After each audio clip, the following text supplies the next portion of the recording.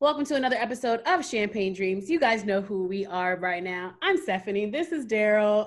What's going on, Darryl? I'm good. I'm looking at our bright colors today. I feel like it's like a throwback to, I feel like we need block coloring behind us since we're in these like bright, vibrant colors. Makes me think of Destiny's Child, like Say My Name video, right? Like, say my name, no one is around you.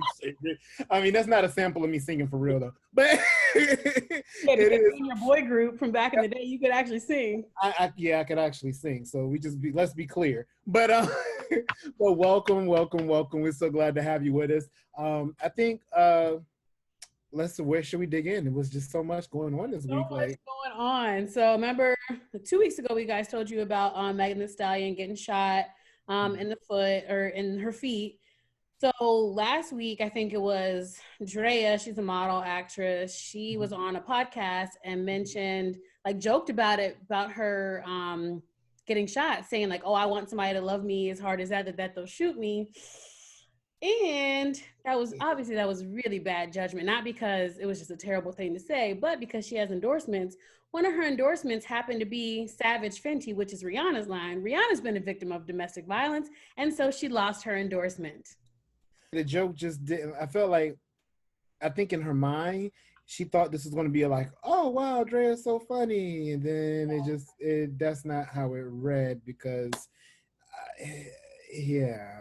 Well, then for her to say it publicly, I mean, she's not a comedian, first of all. And I think even comedians, it's just not funny to joke about. But that's something, if you're going to say it, like say that within the constraints of your own home with your friends, like y'all kikiing, having drinks, whatever. But like, don't say that publicly as a celebrity on a public platform and you have endorsements. Like nobody is condoning domestic violence. Like, sorry, it's just not funny. And anytime, I feel like too, like you just got to think about it. Like even with comedians, they do things within due time, right? So like, we shouldn't laugh at Ike and Tina jokes, right? However, I think because of the time that has elapsed and there's been time for people to heal from those situations, that when comedians reference it, is not as triggering as maybe referencing something that may have happened a lot closer to the time of the delivery of the joke. Although, Let's be clear, domestic violence is not funny on any account. I think too, we just got to be sensitive. Like somebody was actually shot. Like, you got to watch what you say. And this is a lesson even for us as we continue to push forward. Like, I don't want to get clips pulled on us. I'm sorry, right? I'm just something that we might take light, now is something that may not be seen, as funny, a few years from now. Or we might think it's funny in our own inner circle, but not necessarily outside. So I do hope she's able to like clean that up. Unfortunately, I doubt she's going to get that endorsement back. However, it was a lesson learned the hard way, and I think she will do what she does, which is bounce back. So All right, somebody who didn't bounce back, Herman Cain. So he was within Trump's cabinet, or he worked in his inner circle, his inner sphere. Yeah. And long story short, he passed away from coronavirus. And it's so ironic because he was just at Trump's rally in Tulsa, that first big rally that they had, that they told everybody they didn't have to wear masks. And there's footage of him like not wearing masks, hugging people. Apparently he caught coronavirus 2 weeks after that. And unfortunately he passed away. And that's a tough lesson like to learn, but when are people going to like wake up? Yeah, speaking of lessons, like I really just want to remind any viewer who's watching this, like, there's a lot of people who believe all kinds of weird stuff on the internet, and just because it's on the internet, as I'm sure your parents and many other people have said, doesn't make it true. And I really find it odd that there are so many people that want to hold true to these thoughts of conspiracy theories and that pandemic. Like, people, let's be clear, everybody's losing in this situation, even the wealthiest of wealthiest, because see, wealthy people make money when other people spend money, right? And if they have to spend out more money to sustain their businesses, right, because no one is spending money, then they're taking a hit too. That kind of also alters their income. They've been very cavalier about it, and they've been going out and displaying their cavalierness about it by not wearing the appropriate protective wear. And not only were they putting other people at risk, but they were putting themselves at risk. Mm-hmm. And with that, the fallout behind that is that real people die, just like real people get sick. We're not going to get on the pedestal and preach here, but let's just say, wear your mask. Be smart, be kind, and mask up. Yes. That's all. Yes. Yeah. Having to be a casualty of war for real. I Yeah, mean, yeah. And RIP to him, and our condolences to his family, because whether he was on the right side or the wrong side of politics is neither here nor there. It's still matter another at life this that point, was right? lost. Yeah, it's still another life that was lost. So sad to hear that. But let's move to something else a little, maybe Yes. not so heavy. Here. Yeah. All right. Fashion, Darryl. This is your lane. What did we watch the other night? So there's this show, if you haven't already watched on Netflix, titled Remix. And I love it because it just is so this show spoke directly to an era that me and Steph sort of grew up in. When we look at the idea of hip hop and hip hop music and the influence that it's had on our global community. And I loved it so much, because this is one of those moments where oftentimes we as people of color don't get the recognition for our contributions as we should. And what I liked even more about it, it even denoted how women of color are often overseen even more, simply because they're women, right? So it's almost like an unfortunate double negative. You know, you happen to be of color and you're a woman. So a lot of these the notoriety and the what's the word I'm looking for? Honors that should have been bestowed upon these women, didn't happen. The show was great. So essentially, it tracks the fashion from the beginning of the early hip hop and the evolution of how it has evolved, and those designers and those tastemakers and stylists that sort of catapulted this, what we see today. When we see our Megan Thee Stallions and we see our Chris Browns, where did all that come from? And it Right. came from creative people from the fashion industry. Misa Hilton, June Ambrose, those are like the two iconic stylists. June wasn't in there. I was a little shocked that June Ambrose wasn't Maybe in she there. wasn't available. Or I don't hope they would have asked her.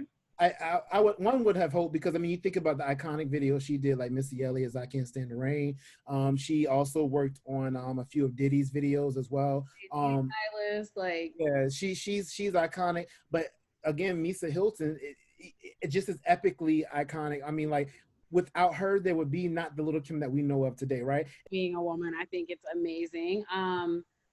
Just especially like since we're at, we go to Fashion Week a lot and we see a lot of stuff that's on the runway that is very inspired from like urban looks, especially now, with black people being in and trendy. I mean, obviously black is not a trend, but a lot of brands make it seem like it is. But I loved the documentary. I loved how it showed like the hardships and the ups and downs. So one thing I was really kind of gave a side eye to was when Misa, I don't want to spoil like but spoiler alert. So when Misa, she had got down to like a really low point, like when all the industries, like all the Vogue magazines, everybody, they were hiring, like they wanted her look, but they were hiring like white stylists and designers. So she, at some point, she had to like live in her car. By then, she had been, I feel like she was already had been dating Diddy, or they had their son or something. Yet, I don't know. But I was like, you were dating Diddy. How, at his peak, how were you living in your car? But maybe they hadn't had their kid yet. I don't know the situation. They didn't allude to it. But me and a Yeah. couple friends are talking about that. And I saw people like talking about it on the internet, like, what point was this with Diddy? Because why were you living in your car? I mean, not to say a man has to come and swoop you and save you, but and maybe he could have offered help, and she's like, "No, I want to do it on my own." So, I mean, that's the interesting part about celebrity in general, right? So there's so many other parts or pieces to the puzzle, and I think her wanting to be also a self-made woman, right? She strikes me as the type that is like, well, yes, he might be doing well on his own, but I've also secured this bag for myself, and maybe because we don't never want to make assumptions, but there's so many details that we don't know. But that is a curious question that maybe one day we will have a space where we can actually have that one-on-one discussion with her, because I think that's empowering. I think that to hear those tidbits, if she's willing, will help shed light on women who are attached or affiliated with powerful men, but they don't look to those men to necessarily, even though there is some chivalry in that, right? If the guy is like they're not their escape, or like exactly, men are not their fallback plan. exactly, and I mean, and then look how that moment propelled her to where she's at now. Like now she's training other young stylists to be, these phenomenal tastemakers and create these beautiful. All right, lastly, Rihanna. So she dropped her Fenty Skin this week. So look, it dropped at midnight on like a couple days ago. I stayed online, like trying to get my order. You did. The website crashed at least like 15 times, but I finally, like, stuff was in my cart. It kept crashing every time I was trying to pay. And I was like, no, I'm not gonna get it. But I persisted, and like 40 minutes, maybe I stayed until about 12:45. I finally got through, placed my order. But I loved her campaign for it because she used like men and women. Like ASAP Rocky is one of the people. Lil Nas X is one of the people, and then she had some other female models. So I think it's dope that it's just like she's really pushing like men's skincare and self-care too. I mean, it's about time we had some skincare that actually represented us. I say that, men of color. Look, I'm all about empowerment, and for some guys, this may be their first step or journey into a skincare regimen. Okay, but you're getting older though. This should be the time where you like add in your toner and your little moisturizer. Like as you get older, you need to preserve your skin more. Like put the SPF on your skin. Like so those things I do. Okay, so I actually use Olive Olay's, sensitive skin SPF face. I like how you lean in and try to like show your. I've been using it for years, and there's nothing, and I like it. It does the job. It doesn't have a scent. It's not greasy. So like I said, you got to find sort of what works for you. But again, because this new drop or this new launch that Rihanna has done with Fenty, I would be willing to try some of the products. Again, you got to go what matches your wallet. I just got to a place in my life where points are good though. Like her price points were good. Okay. You're the skincare queen. See, this is. I feel like this is more. No, go ahead. This is more. You're like you. So, because I don't. Like I said, I'm very simplistic. Like it's very, very simple. I'm like a wash, moisturize, and go. So look, I gave my husband a facial, like the Aztec clay mask, and like I did. Oh, I will do that. I do that every now and then too. And like the little the gua sha, the jade roller, and like his skin was glowing and so amazing. But I'm like, you don't know unless you actually like do it. So I'm like a skincare junkie. So I wear makeup, but your makeup only looks as good as your skin looks. So that's what people don't. People will spend so much money on makeup, but your face still looks not as like it's ashy because your skin isn't dry. Yeah, because your skin isn't good. But I don't know. I'm a skincare junkie. Even before the Fenty stuff dropped, like I have a lot of different skincare brands that I like and I use. But I'll let you try some of mine there. I'll give you some samples. Shout out to Rihanna on creating and cultivating a dope line that are made for us by us. We appreciate you. Yeah. All right. Let's leave these people with a word of motivation, Darryl. I'm with that. You know what? Mine this week, I just said my word. It's actually going to be motivation. So lately I've been on this big workout kick. I did like this 30-day challenge. Now I'm doing it again. And I just been really motivated because now I'm seeing results and I just like feel better about myself. So motivation, like I think right now I'm my own self-motivation because I'm trying to get myself to a place like that I can see, that I can visualize. So motivation is my word that I'm focusing on this week. And then I want you guys to focus on this week because we got this. I'm gonna need to stay motivated because our gyms are still closed up here. Well, yeah, I mean, ours are. I'm doing all at-home workouts, so I'm not going to nobody's gym. My word, motivation is going to be one that I add into my word for this week, definitely. And to tag along with that, I'm going to go with push. I know you're like push, like not the salt and pepper push. I mean, however, I do want you to go with the same persistence of that push, right? I'm using the word push because I feel like sometimes that's where we get to a place in our life, right? And we're like we're almost at the finish line and we just need that final push, right? We just need that final, like you're almost there. And I feel like in the midst of this pandemic, in the midst of all that's going on, we're so close to having a new president. I feel like we gotta like push through. We got to continue to see this through, even though it's been a journey. It's been heavy. We can't let the heaviness of that journey deactivate our motivation. See what I did there? And we got to like push.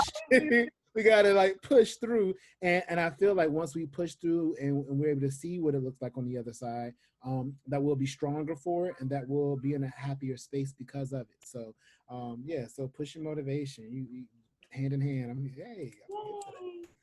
Sounds good. All right, y'all. Thanks for watching. As always, we'll see you next time. Bye.